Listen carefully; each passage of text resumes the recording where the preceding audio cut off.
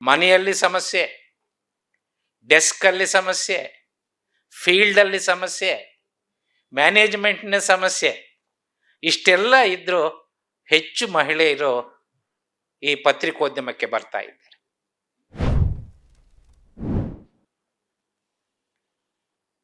ಜಗತ್ತಿನ ಒಟ್ಟು ಜನಸಂಖ್ಯೆಯಲ್ಲಿ ಸರಿಸುಮಾರು ಅರ್ಧದಷ್ಟು ಜನಸಂಖ್ಯೆ ಮಹಿಳೆಯರು. ಎಲ್ಲದರಲ್ಲೂ ಮಹಿಳೆಯರಿಗೆ ಅರ್ಧ ಪಾಲಿದೆ ಅಂತಕ್ಕಂಥದ್ದು ನನ್ನ ದೃಢವಾದಂತಹ ಅಭಿಪ್ರಾಯ.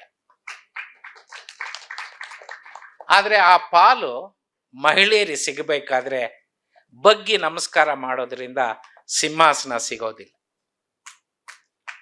ಸಿಂಹಾಸನ ಸಿಗಬೇಕಾದ್ರೆ ಅದನ್ನ ಕಿತ್ಕೊಳ್ಳೇಬೇಕು. ಅದಕ್ಕೆ ಹೋರಾಟ ಅನಿವಾರ್ಯ. ಹಾಗಾಗಿ ನಿಮ್ಮ ಅರ್ಧ ಪಾಲನ್ನು ನೀವು ಪಡೆಯೋಕ್ಕೆ ನೀವು ಹೋರಾಟನೇ ಮಾಡಲೇಬೇಕು. ಆ ಹೆಜ್ಜೆ ಮುಂದೆ ಇಟ್ಟರೆ ನಿಮಗೆ ಖಂಡಿತವಾಗಿಯೂ ನಿಮ್ಗೆ ಸಿಂಹಾಸನ ಸಿಗುತ್ತೆ. ಇತ್ತೀಚಿನ ದಿನಗಳಲ್ಲಿ ಬಹಳ ಹೆಚ್ಚಿನ ಸಂಖ್ಯೆಯಲ್ಲಿ ಮಹಿಳೆಯರು ಪತ್ರಿಕೋದ್ಯಮಕ್ಕೆ ಬರ್ತಾ ಇದ್ದಾರೆ. ಮನೆಯಲ್ಲಿ ಸಮಸ್ಯೆ, ಡೆಸ್ಕಲ್ಲಿ ಸಮಸ್ಯೆ, ಫೀಲ್ಡಲ್ಲಿ ಸಮಸ್ಯೆ, ಮ್ಯಾನೇಜ್ಮೆಂಟ್ನ ಸಮಸ್ಯೆ, ಇಷ್ಟೆಲ್ಲ ಇದ್ದರೂ ಹೆಚ್ಚು ಮಹಿಳೆಯರು ಈ ಪತ್ರಿಕೋದ್ಯಮಕ್ಕೆ ಬರ್ತಾ ಇದ್ದಾರೆ. ಇತ್ತೀಚಿನ ದಿನಗಳಂತೂ ಪ್ರತಿಭಾವಂತ ಮಹಿಳೆಯರು ಬರ್ತಾ ಇದ್ದಾರೆ, ಪ್ರತಿಭಾವಂತ ಯುವಕರು ಬರ್ತಾ ಇದ್ದಾರೆ. ಅವರು ಬ್ರಿಲಿಯಂಟು, ಇಂಟೆಲಿಜೆಂಟು ಅನ್ನೋದೇ ಸಾಲದು.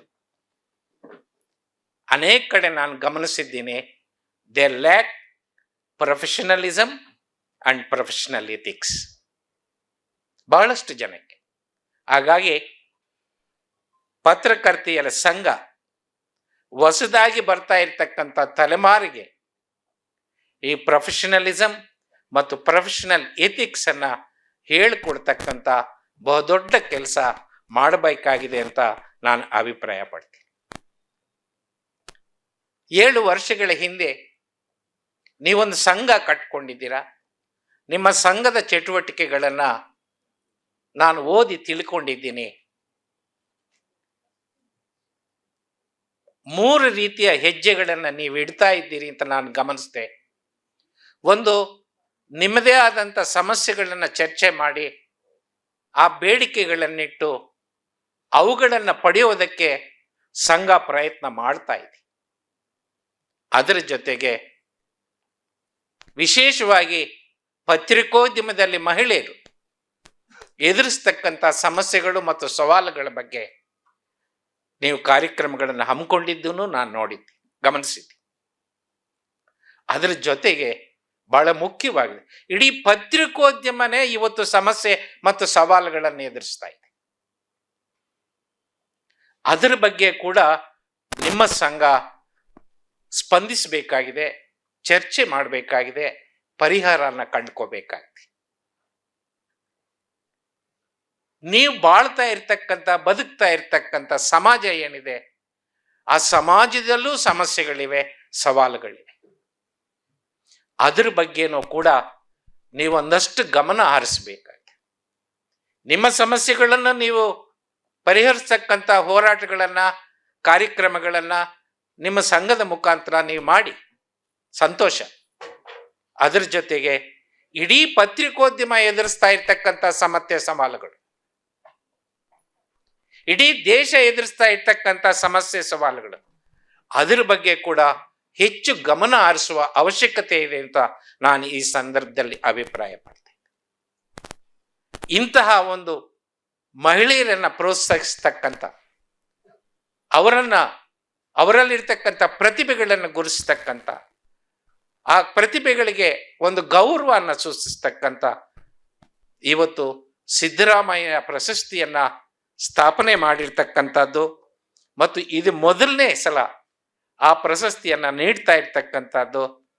ಅಂತ ನೀಡ್ತಕ್ಕಂಥ ಸೌಭಾಗ್ಯ ನನಗೆ ಸಿಕ್ಕಿದ್ದು, ನಾನು ಧನ್ಯನಾದೆ. ನಿಮ್ಮೆಲ್ಲರಿಗೂ ನಾನು ಕೃತಜ್ಞತೆಯನ್ನು ಸಲ್ಲಿಸ್ತೇನೆ.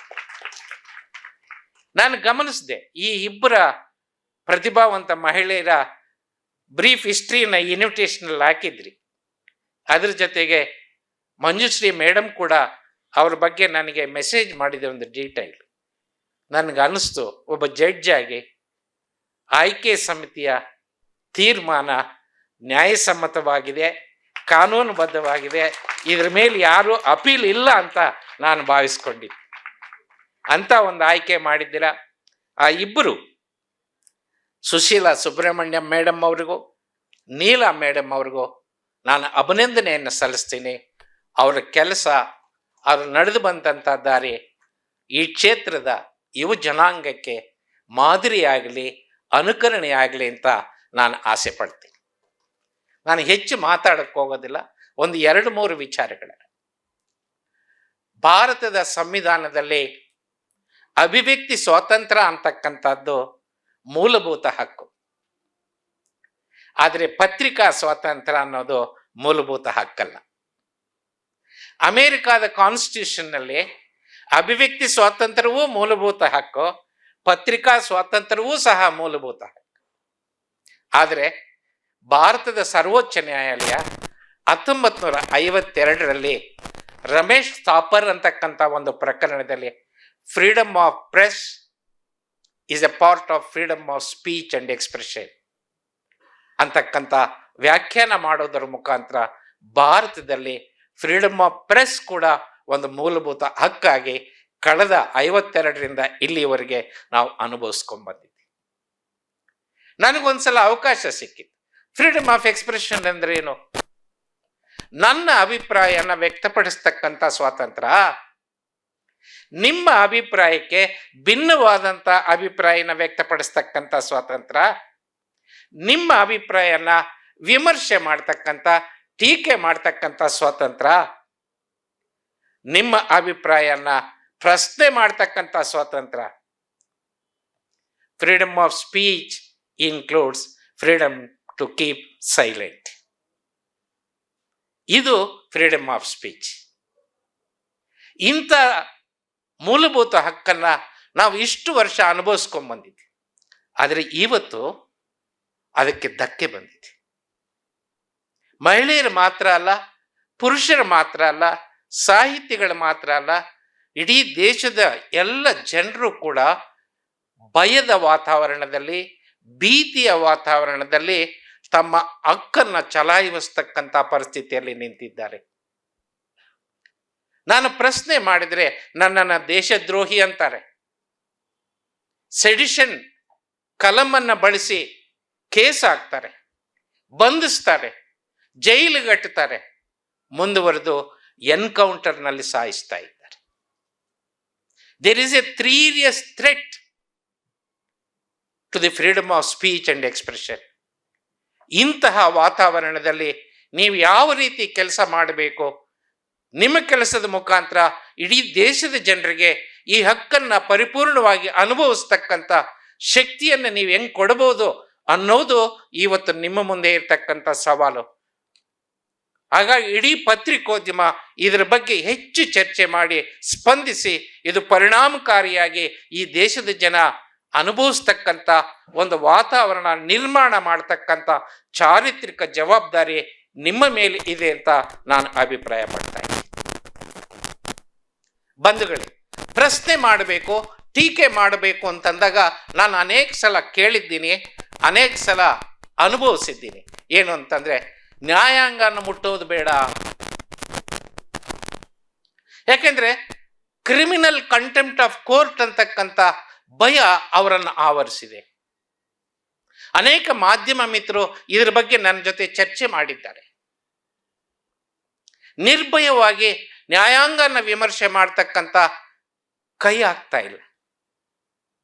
ಅನೇಕ ತೀರ್ಪುಗಳಲ್ಲಿ ಭಾರತದ ನ್ಯಾಯಾಂಗ ಹೇಳಿದೆ, ನ್ಯಾಯಾಂಗದ ತೀರ್ಪುಗಳನ್ನು, ನ್ಯಾಯಾಂಗದ ಕೆಲಸವನ್ನು ನೀವು ವಿಮರ್ಶೆಗೆ ಒಳಪಡಿಸ್ತಕ್ಕಂಥ ಹಕ್ಕು ನಮ್ಮ ಸಂವಿಧಾನ ನಿಮ್ಮ ದೇಶದ, ಈ ದೇಶದ ಎಲ್ಲರಿಗೂ ಕೊಟ್ಟಿದೆ, ಅದು ಪತ್ರಕರ್ತರಿಗೂ ಕೊಟ್ಟಿದೆ ಅಂತಕ್ಕಂಥ. ಆದರೆ ಈ ರೀತಿ ವಿಮರ್ಶೆ ಮಾಡಬೇಕಾದ್ರೆ ಒಂದು ಚೌಕಟ್ಟನ್ನು ಹಾಕಬೇಕು ಅಂತ ನಾನೊಂದು ತೀರ್ಪಿನಲ್ಲೂ ಬರೆದಿದ್ದೀನಿ. ಏನು ಅಂತಂದ್ರೆ, ನಿಮ್ಮ ವಿಮರ್ಶೆ ತಪ್ಪುಗಳನ್ನು ಸರಿತಿದ್ದುವಂಥ ವಿಮರ್ಶೆ ಆಗಲಿ, ನಿಮ್ಮ ಟೀಕೆ ಆರೋಗ್ಯಕರವಾಗಿರಲಿ, ನಿಮ್ಮ ವಿಮರ್ಶೆ ಕಷ್ಟಪಟ್ಟು ಬೆಳೆಸಿರ್ತಕ್ಕಂಥ ನ್ಯಾಯಾಂಗದ ಸಂಸ್ಥೆಯನ್ನ ಧ್ವಂಸ ಮಾಡುವಂಥ ರೀತಿ ಆಗಬಾರದು. ಈ ಚೌಕಟ್ಟಿನ ಒಳಗಡೆ ನೀವು ನ್ಯಾಯಾಂಗದ ತೀರ್ಪುಗಳನ್ನು ಸಹ ವಿಮರ್ಶೆ ಮಾಡತಕ್ಕಂಥ ಸ್ವಾತಂತ್ರ್ಯ ಇದೆ. ಅದು ಈಗ ಪ್ರಾರಂಭ ಆಗಿದೆ. ಅದು ಇನ್ನೂ ಹೆಚ್ಚಾಗಿ ಬೆಳೀಲಿ ಅಂತ ನಾನು ಆಸೆ ಪಡಿಸ್ತೇನೆ.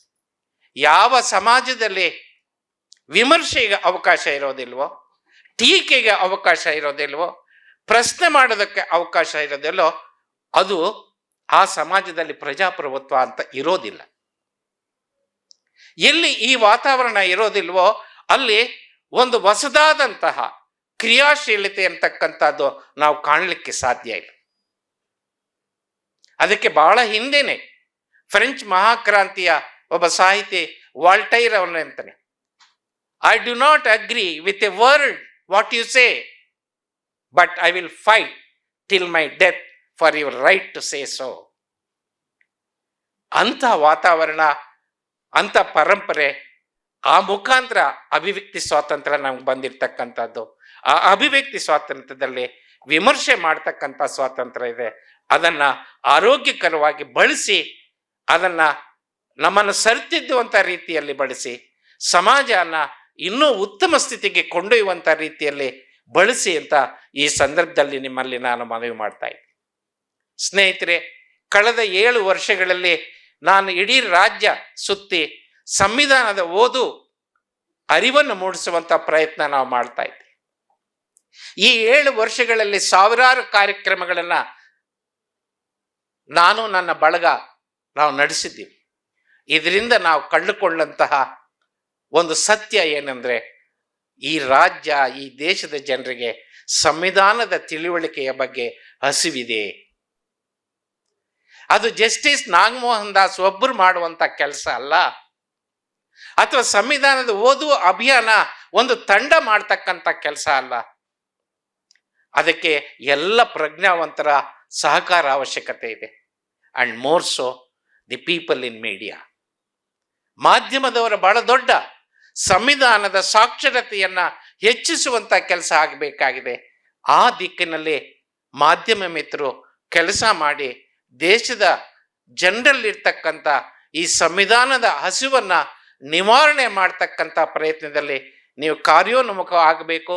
ಯಾಕೆ ಅಂತಂದ್ರೆ ಇವತ್ತು ನಮ್ಗೆ ಉಳಿದಿರೋದು ಸಂವಿಧಾನ ಒಂದೇ. ನಮಗೆ ಸಂವಿಧಾನನ ಬಿಟ್ಟು ಬೇರೆ ದಾರಿ ಇಲ್ಲ. ಪ್ರಜಾಪ್ರಭುತ್ವ ಬಗ್ಗೆ ಅನೇಕ ಟೀಕೆಗಳು ಬರ್ತಾ ಇವೆ. ಆ ಎಲ್ಲ ಟೀಕೆಗಳು ಸರಿ ಅಂತ ನಾನು ಒಪ್ತೀನಿ. ಆದ್ರೆ ನಾನು ಎಲ್ಲೂ ಕೇಳಲಿಲ್ಲ ಇಡೀ ಭಾರತ ದೇಶದಲ್ಲಿ ಪ್ರಜಾಪ್ರಭುತ್ವಕ್ಕೆ ಪರ್ಯಾಯ ಏನು ಅಂತ ಯಾರು ಹೇಳ್ತಾ ಇಲ್ಲ. Nobody is speaking about alternative to democracy in India. ಅಂತ ಒಂದು ಸಂದರ್ಭದಲ್ಲಿ ಇರ್ತಕ್ಕಂಥದ್ದನ್ನ, ಲೋಪದೋಷಗಳನ್ನ ಸರಿದಿದ್ದುಕೊಂಡು ಪ್ರಜಾಪ್ರಭುತ್ವವನ್ನು ಗಟ್ಟಿಗೊಳಿಸಿ ನಾವು ಮುಂದೆ ಹೋಗ್ಬೇಕಾಗ್ತದೆ. ಅನೇಕ ಜನರು ಈ ಸಂವಿಧಾನ ಅಪ್ರಸ್ತುತ ಅಂತ ಹೇಳ್ತಾ ಇದ್ದಾರೆ. ಈ ಸಂವಿಧಾನನ ಬದಲಾಯಿಸಬೇಕು ಅಂತ ಹೇಳ್ತಾ ಇದ್ದಾರೆ. ಅವರೆಲ್ಲರ ಆ ಸ್ನೇಹಿತರ ವಾದನ ನಾನು ಒಪ್ಪಿದ್ರು ಕೂಡ what is alternative they are not telling. 75 ವರ್ಷಗಳ ಅನುಭವ ನನಗೆ ಒಬ್ಬ ಕಾನೂನಿನ ವಿದ್ಯಾರ್ಥಿಯಾಗಿ, ನಾನೊಬ್ಬ ಲಾ ಸ್ಟೂಡೆಂಟ್ ಆಗಿ, ಲಾ ಟೀಚರ್ ಆಗಿ, ಲಾಯರ್ ಆಗಿ, ಜಡ್ಜ್ ಆಗಿ ನಾನು ಕಂಡುಕೊಂಡಂತ ಒಂದೇ ಒಂದು ಜ್ಞಾನ ಏನು ಅಂತಂದ್ರೆ, ಇವತ್ತಿನ ಪರಿಸ್ಥಿತಿಯಲ್ಲಿ ನಮಗೆ ಸಂವಿಧಾನ ಬಿಟ್ಟು ಬೇರೆ ಮಾರ್ಗ ಇಲ್ಲ. ಈ ಸಂವಿಧಾನದ ಸಾಕ್ಷರತೆಯನ್ನ ಹೆಚ್ಚಿಸಬೇಕಾಗಿದೆ.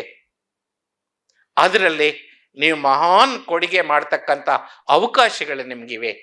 ಆದ್ದರಿಂದ ನನ್ನ ಕಳಕಳಿಯ ಮನವಿ, ನೀವೆಲ್ಲರೂ ಸಂವಿಧಾನದ ಸಾಕ್ಷರತೆಯನ್ನ ಹೆಚ್ಚಿಸುವಲ್ಲಿ ಒಂದಷ್ಟು ಕೊಡುಗೆ ಕೊಡಬೇಕು ಅಂತ ಈ ಸಂದರ್ಭದಲ್ಲಿ ನಿಮ್ಮೆಲ್ಲರಿಗೂ ಮನವಿ ಮಾಡ್ತಾ, ಇಂಥ ಒಳ್ಳೆ ಅವಕಾಶನ ನನಗೆ ಕಲ್ಪಿಸಿಕೊಟ್ಟಿದ್ದಕ್ಕೆ ಈ ಪತ್ರಕರ್ತೆಯರ ಸಂಘದ ಅಧ್ಯಕ್ಷರಿಗೂ ಕಾರ್ಯದರ್ಶಿಯವರಿಗೂ ಹಾಗೂ ತಮ್ಮೆಲ್ಲರಿಗೂ ವಂದಿಸಿ ನನ್ನ ಮಾತನ್ನು ಮುಗಿಸ್ತೀನಿ. ನಮಸ್ಕಾರ.